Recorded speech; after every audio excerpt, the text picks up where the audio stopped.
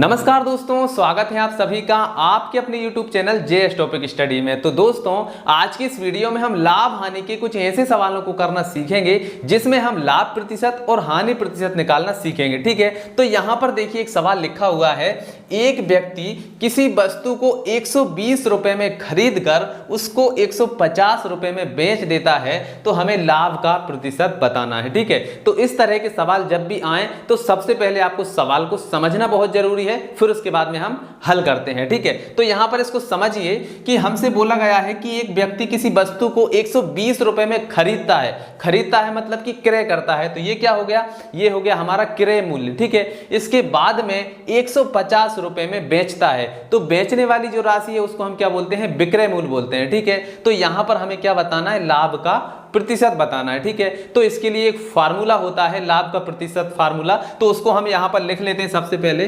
तो यहां पर फार्मूला क्या है, लाभ परसेंट बराबर, ठीक है, लाभ प्रतिशत बराबर यहां पर आ जाएगा लाभ, ठीक है, लाभ गुणा 100 बटा क्रय मूल्य। ठीक है, ये हो जाएगा क्रय मूल्य। ठीक है, और ये जो राशि आएगी ये काय में आएगी, परसेंट में आएगी। ठीक है, तो यहां पर लाभ प्रतिशत का जो सूत्र है वो क्या है, लाभ गुणा 100 बटा क्रय मूल्य। ठीक है, अब जो राशि हमें इसमें रखना है, सबसे पहले वो राशियां हमें पता होना चाहिए, नहीं तो ये हम कैसे निकाल पाएंगे। ठीक है, तो इसमें हमें क्या चाहिए, सबसे पहले तो लाभ चाहिए और क्रय मूल्य चाहिए। ठीक है, तो सबसे पहले हम यहां पर लिख लेते हैं, भाई लाभ कितना है, लाभ बराबर, अब लाभ तो हमें यहां पर दिया नहीं है तो हम लाभ को निकालेंगे कैसे, तो भाई जो जितनी राशि में हमने बेचा है उसमें से जितने में खरीदा था उसको घटा देंगे, मतलब कि विक्रय मूल्य में से क्रय मूल्य को हम घटा देंगे तो हमारा लाभ निकल कर आ जाएगा। ठीक है, तो यहां पर आ जाएगा विक्रय मूल्य माइनस क्रय मूल्य। ठीक है, विक्रय मूल्य में से हम क्रय मूल्य को घटा देंगे तो क्या आ जाएगा, हमारा लाभ निकल कर आ जाएगा। ठीक है, तो यहां पर विक्रय मूल्य कितना है, 150 रुपए, तो ये हमने लिख दिया 150 माइनस क्रय मूल्य कितना है 120 रुपए, तो यहां से 120 रुपए। ठीक है, बराबर यहां पर कितना आ जाएगा, 150 में से 120 जाएंगे तो कितने बचेंगे, 30 बचेंगे। ठीक है, तो यहां पर आ गया 30 रुपए। ठीक है, तो ये हमारा लाभ आ गया है, लाभ कितना आ गया है, 30 रुपए। ठीक है, अब इसके बाद में हमें चाहिए क्रय मूल्य, तो क्रय मूल्य तो हमें पता है कितना है, 120 रुपए। ठीक है, तो यहां पर हम ये भी लिख लेते हैं, क्रय मूल्य हमें कितना दिया हुआ है, 120 रुपए। ठीक है, अब हमें लाभ की जरूरत थी और क्रय मूल्य की जरूरत थी, तो अब इन दोनों को हम यहां पर रख देंगे और हमारा आंसर आ जाएगा। ठीक है, तो देखिए लाभ परसेंट तो हम निकाल ही रहे हैं, लाभ कितना है 30 रुपए, तो यहां पर रख दीजिए 30 गुणा, यहां पर 100 है तो ये रख देंगे हम 100, इसके बाद बटे में कितना है क्रय मूल्य कितना है हमारा 120, तो यहां पर हम रख देते हैं 120 और ये परसेंट। ठीक है, अब देखिए एक जीरो से ये जीरो कट जाएगी और यहां पर देखिए ये 12 है और ये 30 है तो ये 3 से कट जाएगा। चलिए 3 से काट देते हैं, तो देखिए 3 चौके 12, यहां पर 3 एकम 3 और 0। ठीक है, फिर अब 2 से कट जाएगा, यहां पर क्या आएगा 2 दूनी 4 और यहां पर 2 पंजे 10। ठीक है, तो यहां पर क्या बचा हुआ है 5 गुणा, यहां पर कितना है 10, तो ये हो गया 10 और उधर कुछ भी नहीं बचा है और बटे में कितना है 2 है तो ये आ जाएगा 2, तो 2 से फिर काट दीजिए, 2 पंजे 10। ठीक है, 5 और 5 का गुणा करें कितना आ जाएगा, 5 पंजे 25 आ जाएगा। ठीक है, और यहां पर क्या है परसेंट, तो ये लाभ कितना हो गया 25% का हमें लाभ हो गया है। ठीक है, अब अगर हमें यहां पर हानि निकालना होती, मान लीजिए यहां पर लाभ के स्थान पर हानि होती, तो यहां पर हम हानि को रख देते और हमारा यहां पर हानि परसेंट भी निकल कर आ जाता। ठीक है, तो चलिए एक हानि परसेंट का भी सवाल कर लेते हैं जिससे आपको और भी अच्छे से समझ में आ जाएगा। तो आइए दोस्तों, आपके सामने यहाँ पर एक हानि परसेंट का सवाल भी मैंने लिख लिया है। सवाल क्या है, एक व्यक्ति किसी वस्तु को 1000 रुपए में बेचता है तो उसे 200 रुपए की हानि हुई, तो हमें ये बताना है हानि का प्रतिशत क्या है। तो इस सवाल को भी थोड़ा सा समझने की जरूरत है, फिर इसके बाद में इसको हम हल करेंगे। तो इसको समझिए, हमसे बोला गया है कि किसी वस्तु का जो विक्रय मूल्य है, मतलब कि उसे 1000 रुपए में बेचा है तो विक्रय मूल्य कितना हुआ, 1000 रुपए हुआ। ठीक है, इसके बाद में बेचने पर उसे कितने रुपए की हानि हुई, 200 रुपए की हानि हुई, तो हमें यह बताना है हानि का परसेंट क्या है। ठीक है, तो इसका एक फार्मूला है, सबसे पहले फार्मूला लिखते हैं हानि परसेंट। ठीक है, यहां पर आ जाएगा हानि का प्रतिशत बराबर, यहां पर आ जाएगा हानि गुणा 100 बटा क्रय मूल्य। ठीक है, हानि गुणा 100 बटा क्रय मूल्य, और यहाँ पर लास्ट में क्या आ जाएगा, परसेंट। ठीक है, ये पूरी राशि परसेंट के रूप में आएगी। ठीक है, तो यहाँ पर देखिए जो जो चीजें हमें इस फार्मूले में रखना है, क्या वो चीजें हमारे पास में अवेलेबल हैं, अगर नहीं है तो हमें निकालना पड़ेगी।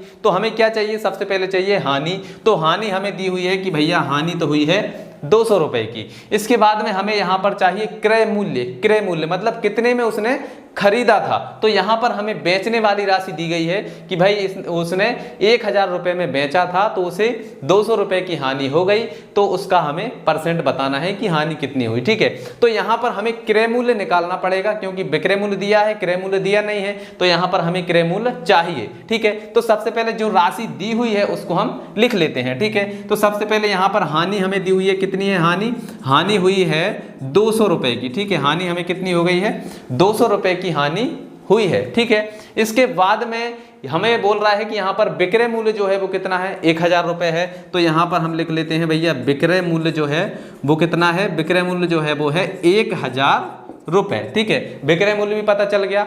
अब हमें चाहिए क्रय मूल्य। अब क्रय मूल्य कैसे निकलेगा, तो देखिए 1000 रुपए में उसने बेचा था, तो उसे 200 रुपए की हानि हुई। हानि क्यों हुई, क्योंकि उसने सस्ते में बेच दिया, मतलब 200 रुपए कम में बेच दिया। तो इस विक्रय मूल्य में अगर हम हानि को जोड़ दें तो जो क्रय मूल्य है वो निकल आएगा, मतलब जितने में उसने खरीदा था वो हमें पता चल जाएगा, क्योंकि उसने क्रय मूल्य से कम में बेचा तभी तो उसको हानि हुई। तो यहाँ पर क्रय मूल्य बराबर क्या हो जाएगा, क्रय मूल्य बराबर हानि प्लस विक्रय मूल्य। ठीक है, तो यहाँ पर आ जाएगा हानि प्लस विक्रय मूल्य। ठीक है, यहां तक बात समझ में आई, एक बार और समझ लेते हैं। तो देखिए विक्रय मूल्य कितना है, 1000 रुपए। ठीक है, और हानि कितनी हुई है, 200 रुपए की। ठीक है, मतलब उसने 200 रुपए कम में बेच दिया, जितने का खरीदा था उससे 200 रुपए कम में बेच दिया, तभी तो उसको 200 की हानि हुई। यदि हम उसमें 200 जोड़ दें तो उसको जितने में खरीदा था वो राशि हमें पता चल जाएगी। तो यही हमने यहाँ पर किया है, हानि को और विक्रय मूल्य को जोड़ देंगे,